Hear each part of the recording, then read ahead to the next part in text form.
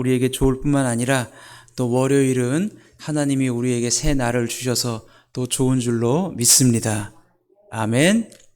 네, 오늘 우리 같이 사도행전 2장 14절에서 21절 말씀 통해서 우리 교회의 기초 예수라는 제목으로 우리 잠깐 은혜를 나누도록 하겠습니다.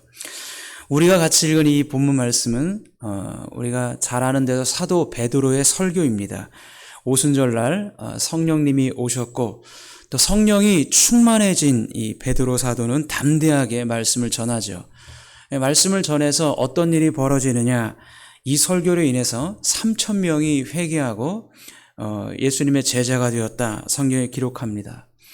그리고 이 3,000명의 제자가 탄생한 이 사건은 이제 초대교회의 시작으로 연결이 되어집니다.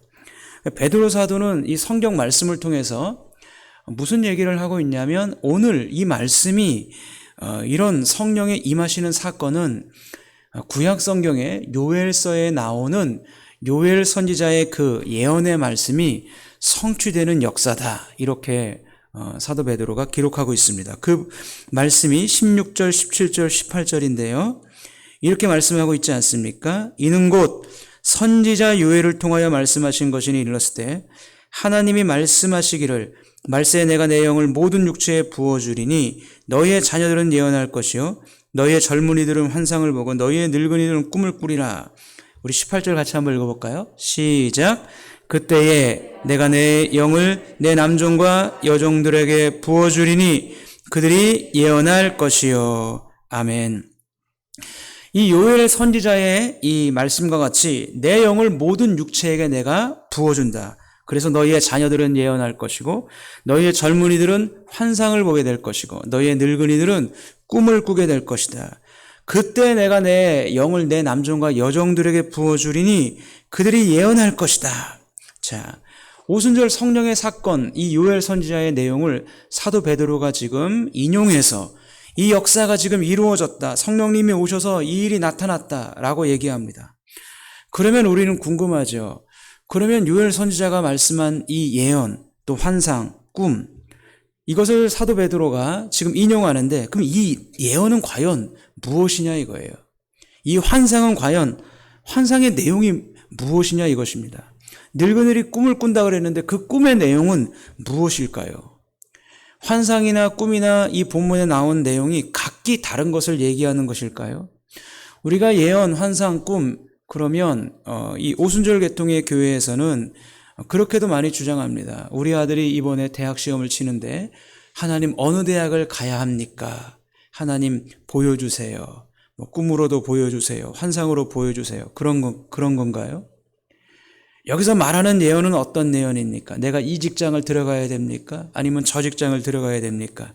내가 이 남자랑 결혼해야 됩니까? 저 여자랑 결혼해야 됩니까? 이런 걸 하나님이 앞니를 맞추는 것 같은 그런 예언을 지금 이 본문이 얘기하고 있는 것일까요? 그것들이 아니라고 하는 것입니다. 자녀들이 예언을 하고 젊은이들이 환상을 보고 늙은이들이 꿈을 꾸고 남종과 여종들이 주의 영에 충만해서 예언하는 내용들은 다른 것들이 아니라 하나인 것입니다. 하나의 포커스로 맞춰주고 있습니다. 여러분, 우리가 같이 한번 21절을 같이 한번 우리 보도록 할까요? 21절 말씀 같이 한번 보겠습니다. 시작. 누구든지 주의 이름을 부르는 자는 구원을 받으리라. 할렐루야. 자, 이 말씀은 베드로 사도의 소결론입니다. 우리가 같이 읽었던 본문 말씀 21절에 자, 자녀들이 예언한다. 젊은이들이 환상을 본다. 늙은이들이 꿈을 꾼다. 그런 얘기를 한 다음에 21절에 무엇이라고 얘기하고 있습니까? 누구든지 주의 이름을 부르는 자는 구원을 받으리라. 더 나아가서 21절 이하의 베드로 사도의 설교의 모든 내용의 핵심이 무엇입니까? 베드로 사도의 설교 내용의 핵심은 예수 그리스도께서 우리를 위해서 십자가에서 죄를 짊어지고 죽으셨다는 것입니다. 그리고 예수님이 3일 만에 부활하셨다는 것입니다. 예수님이 죽으시고 예수님이 부활하셔서 예수님이 모든 사람의 주와 그리스도가 되셨다는 것이 베드로 사도의 설교의 핵심입니다.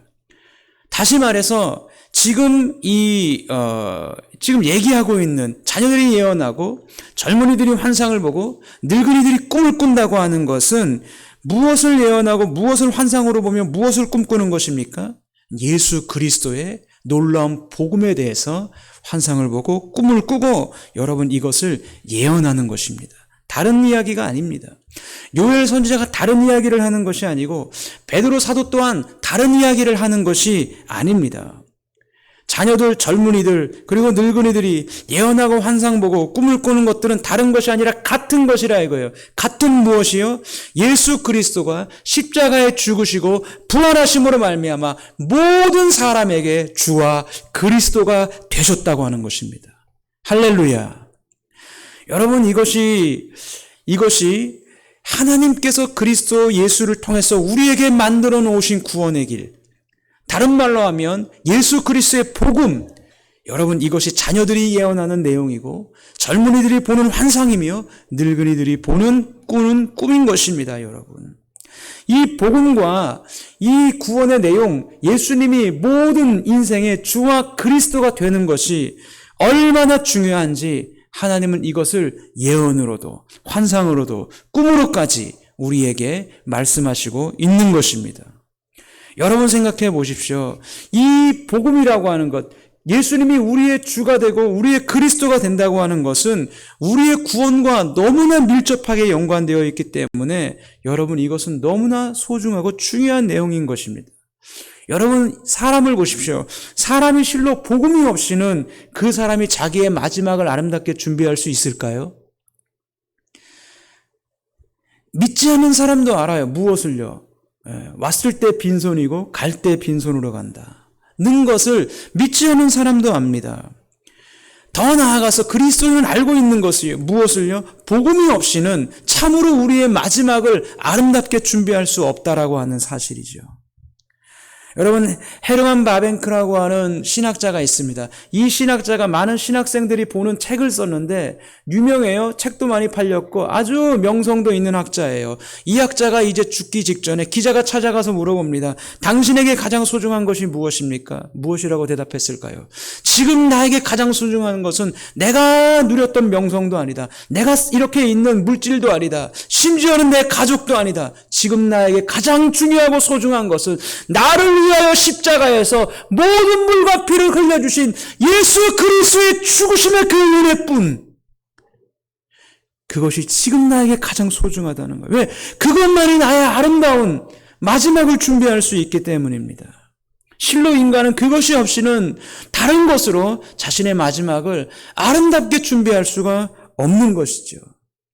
여러분 19절 20절을 보십시오. 왜 복음이 필요하고 왜 이 환상과 예언과 꿈을 하나님께서 말씀하셨는지 19절 20절 같이 한번 읽어보겠습니다. 시작. 또 내가 위로 하늘에서는 기사를 땅에서는 징조를 베풀리니 곧 피와 불과 연기로다. 주의 크고 영화로운 날이 이르기 전에 해가 변하여 어두워지고 달이 변하여 피가 되리라. 지금 예수 그리스도의 21절에 주의 이름을 부르는 자는 구원을 받으리라고 말씀하기 전에 19절 20절을 얘기해요. 우리가 이 구절을 보기만 해도 좀 무섭지 않습니까? 주의 크고 영화로운 날, 그날은 이 땅의 피와 불과 연기로다. 해가 변하여 어두워지고 달이 변하여 피가 된대요. 여러분 무서운 날 아닙니까? 이 날은 어떤 날입니까? 예수님의 재림의 날 아닙니까? 주님이 재림하시기 직전의 모습 아닙니까? 이런 큰 날이 여러분 이 땅에 올 것입니다. 그날은 해가 변하여 어두워지는 날, 달이 변하여 피가 되는 날입니다. 여러분 해가 어두워지고 달이 변하여 피가 되면 사람이 살기가 좋을까요? 살 수가 없는 거죠. 여름에 날씨, 여름에 막 미세먼지가 많이 꼈다가 비가 막 와서 미세먼지가 10 이하인 날 산을 보면 저 멀리 있는 산이 초록색으로 선명하게 다 보여요. 그럼 미세먼지가 150 이상인 날은 가까운 산도 초록색으로 보이지 않고 회색으로 보인다 이거예요. 그런데 해가 어두워지고 달이 피처럼 보이는 날, 여러분 좋은 날이 아니죠. 그건 여호와의 크고 두려운 날이라는 거죠. 예수님의 재림 직전의 모습이 그런 날이라는 거죠. 사도 베드로 사도는 이것을 설명하는 거예요. 내가 위로 하늘에서 기사를 내리는데 땅에서는 징조를 베풀는데 그것이 뭐냐? 피와 불과 연기로다, 여러분. 피와 불과 연기 무엇일까요? 이건 전쟁 아닌가요? 여러분 성경에서 하나님이 말씀하시는 주의 날, 또 오늘 말씀하시는 여호와의 날은 축복의 날입니다. 구약 성경에 여호와의 날이라는 단어가 많이 나와요. 그것은 신약 성경에는 주의 날이죠. 같은 의미인데 구약 성경에서 여호와의 날은요 축복의 날이 아닙니다. 이사야서 13장 9절 말씀에 보면 이런 말씀이 있어요. 보라, 여호와의 날 곧 잔혹히 분냄과 맹렬히 노하는 날이 이르러 땅을 황폐하게 하며 그 중에서 죄인들을 멸하리니. 요엘서 1장 15절입니다. 같이 한번 읽어볼까요? 요엘서 1장 15절 시작. 슬프다 그날이여 여호와의 날이 가까워왔나니 곧 멸망같이 전능자에게로부터 이르리로다.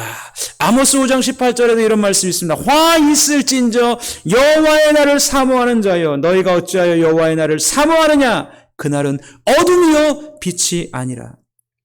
구약 성경에서 여호와의 날은 여러분 좋은 날이 아니에요. 하나님의 심판이 있는 날이에요. 베드로 사도가 얘기하는 거예요. 그날은 해가 어두워지고 달이 핏빛으로 변하여 피가 넘치고 불이 넘쳐나며 연기가 넘쳐나는 곳이다. 그것을 과연 사람이 피할 수 있느냐 이거예요. 못 피한다 이것입니다.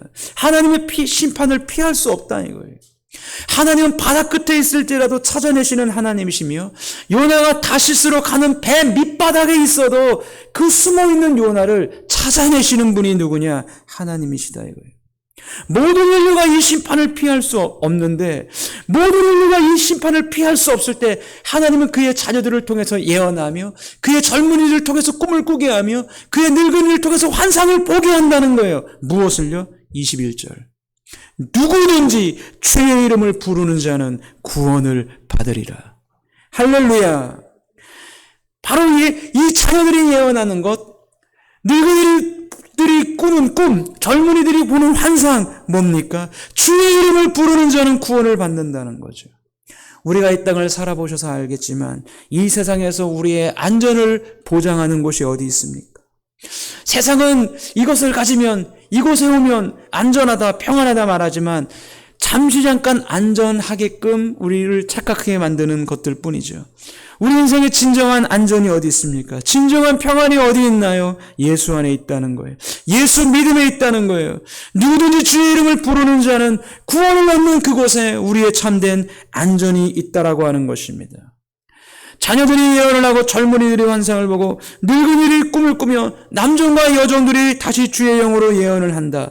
무엇입니까? 예수 안에 구원이 있다. 예수 안에 생명이 있다. 예수 안에 영생이 있다. 예수 안에 안전이 있다. 예수 안에 진정한 평안과 안식이 있다는 것입니다. 크고 두려운 하나님의 심판의 날에 오직 우리의 안전은 예수 안에 있을 뿐입니다. 예수 안에 있을 뿐입니다. 여러분 그래서 오늘 본문 말씀의 내용을 볼 때 이 모든 내용을 볼 때 누구든지 주의 이름을 부르는 자는 구원을 얻어요. 하나뿐이 없는 거예요. 모든 인생의 구원의 길은 오직 하나 예수에게만 있고 우리 인생의 진정한 평안은 오직 하나 예수에게 있습니다. 그래서 여러분 교회는 바로 이것을 보여주어야 하는 것이 교회입니다. 베드로 사도의 이 설교를 통해서 초대교회가 탄생했어요. 초대교회는 무엇을 보여주었느냐? 예수를 보여주었습니다. 예수를 보여주었습니다. 어떤 사람이 우리 포립교회에 오게 되면 우리 포립교회에 와서 무엇을 보아야 합니까? 우리 교회 조직을 보아야 합니까? 우리 교회 직분자들을 보아야 합니까? 우리 교회 목사를 보아야 합니까? 물론 보아야죠. 저 목사 핸섬하네? 물론 제가 핸섬한 건 아니지만 저 목사 설교 잘하네? 제가 잘한다고 생각하진 않아요. 야, 저 교회 건물이 좋네? 이것만 교회를 찾아온 사람에게 보여주었다면 그것은 실패한 것입니다. 한 사람이 교회에 들어오면 그는 보아야 하는 것입니다. 무엇을요? 예수를 보아야 한다. 예수를 만나야 한다 이거예요. 그가 교회에 와서 가장 많이 발견해야 되는 것은 진리는 무엇이냐? 교회에 갔더니 내가 예수를 만났다. 내가 포립교회를 갔더니 포립교회 건물, 포립교회 환경, 포립교회 사람들을 넘어서 내가 본 것이 있다. 그것은 바로 예수다. 그 예수에게 안전이 있고 생명이 있는 것을 내가 발견했다라는 것을 보아야 할 줄로 믿습니다, 여러분. 여러분 이제 한 걸음 더 나아가서 그러면 여러분 교회에서 예수를 보아야 하는데 그 예수를 볼 수 있도록 누가 보여주어야 합니까? 누가 보여주어야 할까요? 우리 옆분 뒷분에게 같이 한번 인사하겠습니다. 당신이 보여주어야 합니다. 시작. 당신이 보여주어야 합니다. 예. 한 번 더 인사하겠습니다. 내가 보여주겠습니다. 예, 아까보다 목소리가 좀 작아지신 것 같은데. 네. 교회가 여러분 무엇입니까? 교회는 뭐죠? 교회의 제사는 뭐죠? 교회의 제사는 교회의 성도입니다. 사람이 교회의 제사입니다. 교회는 무엇입니까? 교회는 우리들 자신이 교회입니다. 예수님은 교회의 머리이며 우리 모두는 예수 그리스도의 몸입니다. 여러분 몸이에요. 여러분에게 질문을 한번 해보겠습니다. 교회의 건물이 중요합니까? 그 교회 건물 안에서 예배드리는 사람들이 중요합니까? 예, 교회 안에서 예배드리는 사람들이 중요합니다. 훨씬 더 중요합니다. 여러분이 구약 성경에서 예루살렘 성전을 한번 생각해 보세요. 구약 성경에서 예루살렘 성전이 지어졌을 때 얼마나 휘황찬란하고 얼마나 아름다웠습니까? 솔로몬을 찾아온 스바 여왕이 예루살렘 성전을 보면서 뭐라 그랬어요? 내가 소문으로 듣던 것보다 예루살렘 성전이 훨씬 더 아름답다. 그 안에 모든 벽을 금으로 장식했어요. 금을 다 씌워놨어요, 여러분. 예. 여러분 보세요. 우리 포립교회 딱 들어왔는데 포립교회 모든 벽이 다 금이에요. 교회에서 예배드리고 제일 늦게 나가는 사람을 유심히 잘 봐야겠죠. 예? 뜯어갈 수도 있으니까. 자, 여러분들 예루살렘 그 큰 성전의 벽이 온통 다 금이란 말이에요, 여러분. 얼마나 화려하고 아름다워요. 그런데 어떻게 되었습니까? 그 성전이 아무리 화려하고 그 성전이 아무리 훌륭해도 그 안에서 예배를 드리는 이스라엘 백성들과 그 안에서 예배를 진례하는 제사장들이 타락하였을 때 예루살렘 성전이 어떻게 되었나요? 예루살렘 성전은 폐허가 되었습니다. 만약에 그 안에서 예배를 드리는 사람보다 성전 자체가 더 중요했다면 성전 자체가 남아있었을 거예요. 근데 성전 자체가 폐허가 되어버렸어요. 이유가 뭐죠? 그 안에서 예배드리는 이스라엘 백성들과 제사장들이 타락했기 때문입니다. 성전 안에서 예배드리는 여러분들이 훨씬 더 중요하며 여러분들이 예수 그리스도를 작은 모습이라 할지라도 보여주어야 할 줄로 믿습니다. 여러분 오늘날 사람들은 끊임없이 교회에서 조직을 찾고 시스템을 만들며 외적 요소를 꾸미려 하지만 하나님은 시스템을 임하는 게 아니에요. 하나님은 방법에게 임하는 거예요. 주의 성령은 조직에 임하는 것이 아닙니다. 주의 성령은 사람에게 임하는 것입니다. 주의 성령은 예수 닮은 사람에게 임하는 것입니다.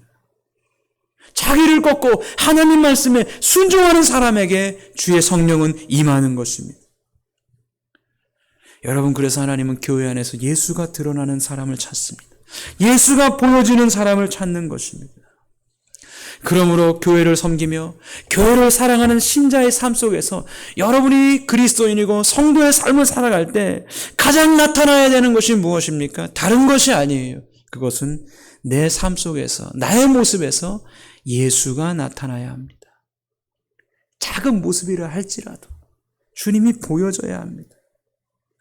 그리스도를 믿지 않는 사람들, 또 나와 함께 이 포립교회에서 믿음의 여정을 걸어가는 나와 함께 신앙생활하는 지체들 가운데 나의 모습 속에서 무엇이 보여져야 하느냐? 여러분 작은 부분이라도 예수가 보여져야 합니다. 예수가 보여져야 돼요.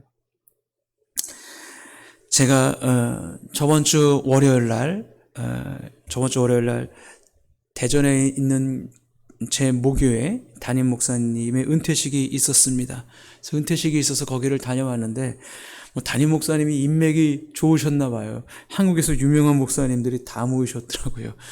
서울에 있는 대형교회 목사님들도 모이시고, 그래서 순서가 많아요. 축사도 하고 여러 가지 하는데, 그 중에 한 분이 말씀이 정말 감동이 되었습니다.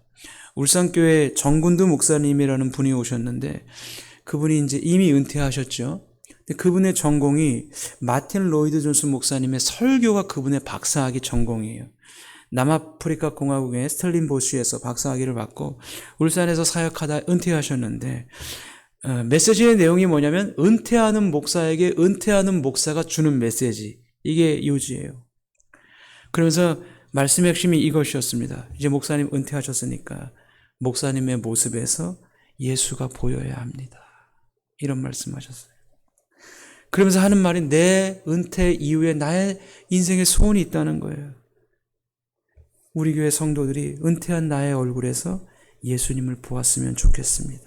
단 한 번만이라도 그들이 나의 모습 속에서, 나의 얼굴 속에서 예수님의 모습을 느꼈으면 나는 더 이상 소원이 없겠습니다. 이런 메시지를 전하더라고요. 얼마나 감동이 있는지 몰라. 그러면서 하시는 말씀이 옛날에 하나님의 주권이라는 책을 쓴 아더 핑크라는 신학자가 있었습니다. 그분은 정말로 아주 멋진 책들을 썼는데 그분이 묻힌 무덤이 어디 있는지도 몰라요. 근데 그분의 아내가 자기 남편에 대해서 뭐라고 얘기하냐면, 우리 남편이 죽기 직전에 우리 남편의 모습에서 나는 2번이나 예수 그리스도의 모습을 보았다. 남편 얼굴에서, 남편의 삶의 모습에서 예수님을 보았다. 그 목사님이 나의 마지막의 모습이 그렇게 성도들에게 예수 그리스도의 모습을 내가 보여줄 수 있다면, 그런 말씀을 하는 것을 보았습니다. 여러분, 예전에 큰 바의 얼굴이라고 하는 어떤 소설 이야기가 있어요. 그 큰 바의 얼굴이라는 소설 이야기에 보면 주인공 어니스트라는 사람이 나옵니다. 근데 어니스트가 사는 이 마을에는 저 산에 큰 바위가 있는데 그게 어떤 사람의 얼굴처럼 생겼어요. 큰 바위가 얼굴. 그래서 그 바위 이름이 큰 바위 얼굴이에요. 마을에 소문이 자자했어요. 어떤 소문이? 저 큰 바위 얼굴을 닮은 위대한 사람이, 지도자가 나타날 것이다. 모든 사람이 믿고 있었어요. 그래서 이 어니스트라는 이 아이는 큰 바위 얼굴을 보면서, 매일매일 그 바위를 보면서 이 바위 얼굴과 닮은 사람이 반드시 나타날 것이다 라는 소망을 가지고 매일 큰 바위 얼굴을 보는 거예요. 시간이 지나 그 마을 출신 지역에 한 사업가가 그 지역에 왔습니다. 큰 부를 일군 사람이에요. 마을 사람들이 소리쳤어요. 아, 저 사람이야말로 큰 바위 얼굴 같은 그런 사람이다. 그런데 어니스트가 그 사람을 겪어보니까 그 사람은 사업가인데 영악해요. 탐욕스러워요. 어니스트는 실망했습니다. 저 사람은 큰 바위 얼굴이 아닙니다.